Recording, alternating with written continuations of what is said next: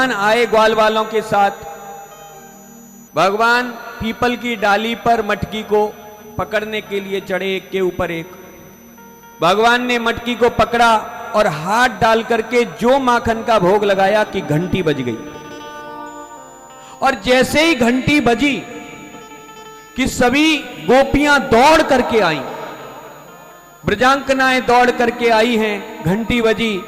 और जैसे ही ग्वाल वालों ने, मनसुका, श्रीदामा, सुबल इत्यादि ने देखा कि गोपियां आ रही हैं, सब नीचे से भाग गए और श्याम सुंदर प्यारे नंद कुमार उस मटकी पर लटके रह गए, लटके रह गए, मटकी पर लटके हुए थे। भगवान ने घंटी से पूछा, अरे घंटी तू क्यों बजी? तुझे अभी बजना था क्या? क्यों बजी तू? घंटी ने कहा, प्यारे श्याम सुंदर, आप भोग लगाओ और मैं ना बजूं, ऐसा हो सकता है? जब जब आप भोग लगाते हो मुझे बजना पड़ता है। आज आप भोग लगा रहे थे तो मैंने सोचा बजना चाहिए, इसलिए मैं बज गई। जैसे ही घंटी बजी, गोपियों ने पकड़ लिए ठाकुर जी को। पकड़ करके गोपियां बोली, प्यारे श्याम सुंदर, तुम रोज रोज माखन चुराए हुए आवो और तुम्हारी मैया ये कहे कि मेरो लाला माखन नहीं चुराए। आज तो मैंने आपको रंगे हाथों पकड़ो है, मैं आपको अवश्य तुम्हारी मैया से मार परवाऊंगी, दंड दिलवाऊंगी। भगवान सखी के, ललता सखी के चरणों में गिर गए, विशाखा सखी के चरणों में गिर गए और बोले, देख भाभी, तू मोकू मैया से पिटाई लगवावेगी एक छोटे से माखन के लिए?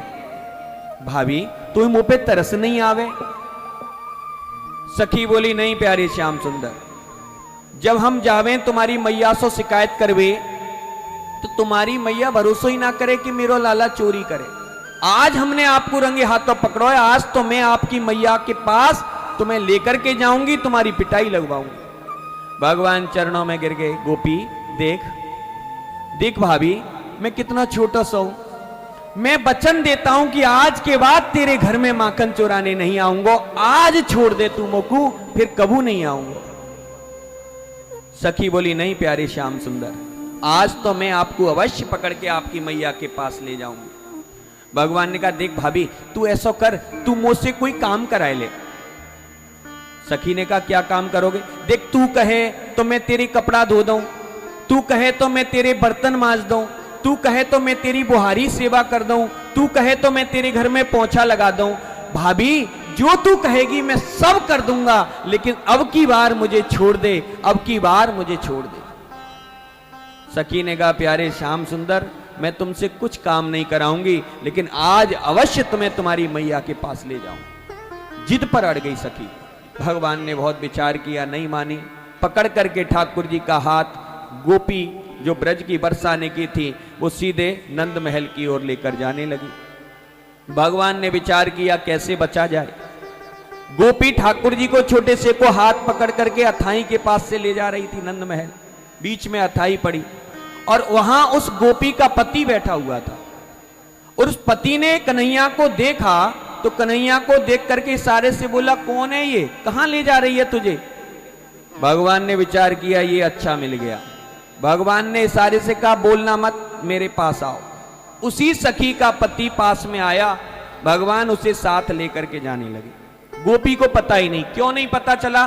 क्योंकि बंधुओं, पहले एक मर्यादा होती थी माताओं की। माताएं घूंघट लगाती थी, घूंघट। नई बहुएं, वो नई गोपी थी ब्रज की, घूंघट लटका हुआ था। भगवान उसके पति को साथ लेकर के चले।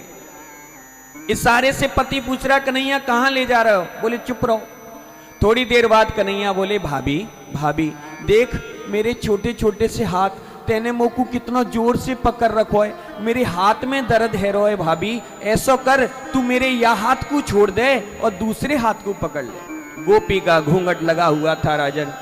तुरंत गोपी ने लालजी सरकार का हाथ छोड़ा। भगवान ने तत्क्षण उसके पति का हाथ उसके हाथ में दे दिया और वहां से अंतर ध्यान हो गए। ठाकुर वो अपने पति को पकड़ करके सीधे नंद महल की ओर चल गए। भगवान आए, आकर के पीछे के दरवाजे से नंद महल के घुसे और जाकर के अपने शयन कक्ष में सो गए। शयन कक्ष में सो गए। गोपी अपने पति को पकड़ करके नंद महल में पहुंची, आवाज लगाई, अरे ब्रजरानी, ब्रजरानी कहाँ हो तुम रोज कहती थी ना कि तुम्हारो लाला माखन नहीं चुराए, आज मैंने तुम्हारो लाला रंगे हाथों पकड़ा है, रंगे हाथों पकड़ा है। जब आवाज सुनी तो मैया यशोदा निकल करके आई, देखा कि उस गोपी ने अपने पति को ही पकड़ रखा था। मैया बोली, कहाँ बात है गोपी, क्यों चिल्लाई रही है? बोले, ब्रजरानी देखो, तुम रोज रोज कहती ना कि मेरो लाला माखन नहीं चुराए, आज मैंने आपको लाला रंगे हाथों पकड़ो है, मैं पकड़ के लेके आई हूं इनको। मैया हंसने लगी, अच्छा तो तेने मेरे लाला को पकड़ लियो? बोले, हाँ आज तो मैंने रंगे हाथों पकड़ा है इनको। अच्छा सखी, तेने मेरे लाला को आज रंगे हाथों पकड़ो, तो ठीक है सखी, पहले अपने घूंघट को खोल के पहले मेरे लाला को देख ले। गोपी ने जैसे ही अपने घूंघट को खोला तो देखा वो तो उसी का पति था, उसी का पति था। गोपी कहने लगी, क्यों जी तुम यहां कैसे आए? पति ने कहा, मैं इतनी देर से तुझसे कह रहा था छोड़ मेरा हाथ, छोड़ मेरा हाथ, घसीटती हुई लेकर के आ रही है, छोड़ ही नहीं रही। गोपी समझ गई कि जिस समय हाथ बदला था उसी समय कुछ लीला कर दी। भगवान अंदर से निकल करके आए कक्ष से, शयन कक्ष से, आंखें मलते हुए बोले, मैया मैया ये कौन हल्ला कर रहे हो? मैं अच्छो खासा सोए रहे हो मैया, ये कौन चिल्ला रहे हो? गोपी ने कहा, अच्छा तो तुम सो रहे थे, हम हल्ला कर रहे हैं। ब्रजरानी यशोदा ने कहा, देख गोपी, मेरो लाला तो अंदर सो रहे हो, तू कह रही मैं पकड़ के लाई हूं। मैया की पीठ देखी, भगवान कन्हैया ने देखा गोपी की तरफ और तुरंत अंगूठा दिखा दिया, भाभी ले पकड़ेगी मोकू, ले पकड़ मोकू। शर्मसार हो गई गोपी, शर्मसार हो गई, लौट करके आ गई। सुखदेव जी कहते हैं, राजन इसी प्रकार ठाकुर जी माखन चोरी करते और रोज सखियां शिकायत लेकर के आती। मैया यशोदा शिकायत सुन सुन करके थक गई लाला की। एक दिन मैया यशोदा ने कहा कि लाला कन्हैया, आज मैं तोकू घर से बाहर नहीं जाने दूंगी, तेरी रोज शिकायत आवे, ये ब्रजांगनाएं ब्रज गोपियां रोज तेरे शिकायत करने आवे, आज तुझे घर से नहीं जाने दूंगी। मैया ने आज प्रातः काली लाल जी सरकार को एक कक्ष में बंद कर दिया। गोपियों ने राजन जब देखा कि श्याम सुंदर का दर्शन नहीं हुआ, उसी समय सभी गोपियां इकट्ठी होकर के नंद महल में आई। ब्रजरानी यशोदा ने कहा, गोपियों कहां आ रही हो, कहां से आई हो? बोले, कहीं और नहीं आ रही, तुम्हारे पास ही आ रही है। क्यों? बोले, तुम्हारे लाला कन्हैया की शिकायत करने। ब्रजरानी यशोदा ने कहा, मैंने तो आज अपने लाला को घर से बाहर ही नहीं निकलने दियो, मेरे लाला ने कहा कर दियो। बोले, आज की नहीं, हम पीछे की शिकायत करने आए, पीछे की सुन लो मैया। मैया यशोदा ने कहा, सुना। तुरंत गोपी बोली, मैया तुमको पता है ब्रजरानी, आपको ये लाला है ना, जब हमारे यहाँ माखन चुराए जावे। ब्रजरानी बोली, हाँ फिर क्या करे? बोले, जब ये माखन चुराए जावे और याकू जब माखन नहीं मिले तो ये हमारे असमय में ही बछड़न को खोल के चलो आतो, और वो बछड़ा गैयाओं का दूध पी जाते। बत्सान मुंचन क्वचित समये क्रोश संजात हास, असमय में ही बछड़ों को खोल देते हैं और वो बछड़ा गौओं का दूध पी जाते हैं। और जब हम गौओं का दूध निकालने जाती हैं तो गौएं लात मारती हैं और उनकी लात से हमारी कोहनी की कोहनी टूटे और दोहनी की दोहनी फूटे। ऐसो करे आपको लाला, ऐसो ऐसो करें ये कन्हैया।